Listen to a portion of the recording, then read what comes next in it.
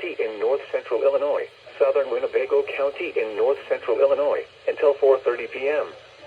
At 3:34 p.m., a severe thunderstorm was located near German Valley, or 11 miles northwest of Byron, moving southeast at 30 miles per hour.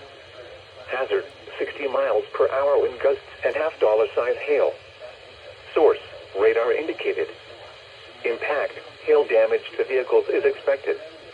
Expect wind damage to roof, siding, and trees.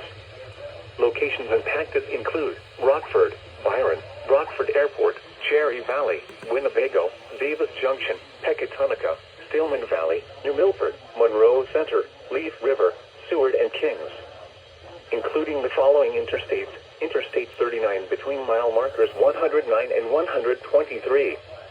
Interstate 90 near mile marker 18. This includes Winnebago County Fairgrounds. For your protection, move to an interior room on the lowest floor of a building.